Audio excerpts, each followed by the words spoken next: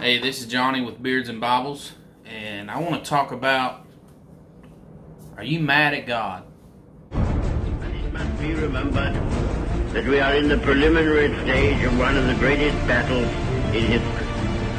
That the air battle is continuous, and that many preparations have to be made here at home. You ask what is our policy? I will say it is to wage war by sea, land, and air, with all our might, and with all the strength that God can give us. I just watched a movie about a wife that lost her husband in Afghanistan. And they had this big house and big car payment. Big, a lot of bills left. They had a lot of things that they depended on him for. Well, the story goes from she had everything so good to where she lost it. And then her daughter didn't want to live with her anymore. She lost her house. She pawned everything and sold everything that she had, everything that was of her husband's, and she got hurt. She got mad and she was angry at God. She locked up her vehicle right in the middle of the road and was right in front of a church and said, God, why did you take my husband? Why did you hurt me? Why have I lost everything that we've worked so hard for? What have I done to deserve this? My daughter don't even want to live with me anymore. She was incredibly hurt.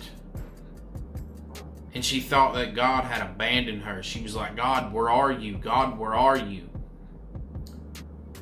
Here's the thing. She was hurt by God. I want to know if you have been hurt by God. Have you had to go through a big event or something in your life that you just feel like God has abandoned you, like He's not there, like you don't know where to go. You've tried and tried and tried all your might and you just don't know where to go. You don't know how to act. You're mad at everything. You're fighting depression. You're fighting anxiety, and it don't feel like you can get along with anybody just because your life is in a roller coaster. It's up and down and up and down and sideways and loops. But I want you to know I've been there too.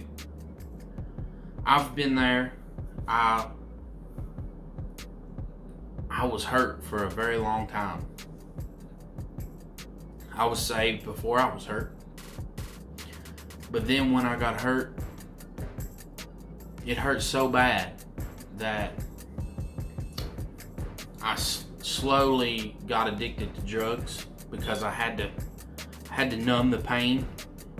I had to forget about what my mind was constantly on. I sold everything that I had.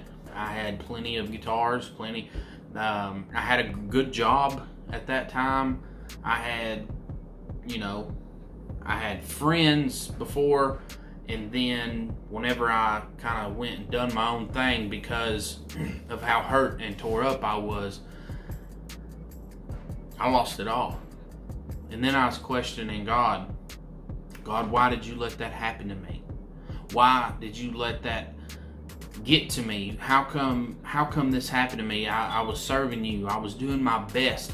I was trying to provide for my family. I was just so hurt and tore up. God, why? Have you ever just asked God why? Maybe you're in that position right now that you're just asking God why, and you feel like you need an answer.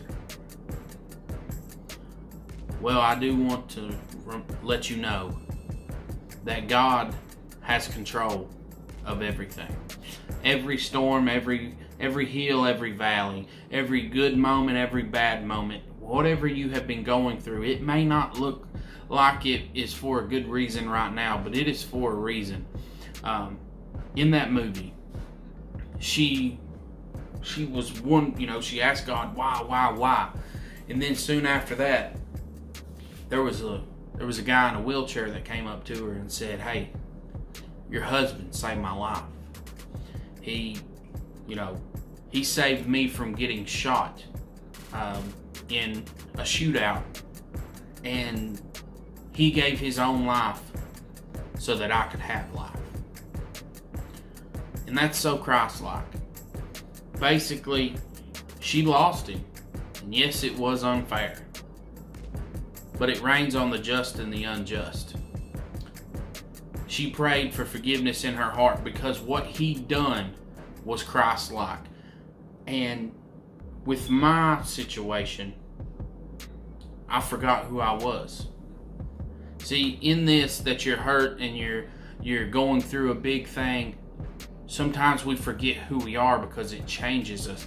But here's the thing, the key to coming back, to progressing, getting back to where we need to be. Don't forget who you are. Don't forget that God made you. Don't forget that God is the one that controls the breath in your lungs. Don't forget that He loves you. Don't forget that He's never given up on you, and He leaves the 99 to come get you. Don't forget that. Don't ever forget that you have someone there with you, and that you're never alone, and He'll never leave you and never forsake you. Even when it feels like you're alone, God is still there. God is still there to pick you up and heal your hurt and fix your pain. He is still there to just wrap His arms around you.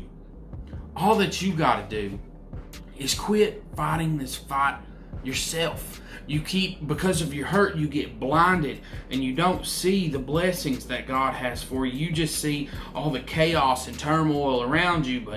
But stop looking at the hurt and look at what God has done for you. So look to God, because He will deliver you. He will pick you up.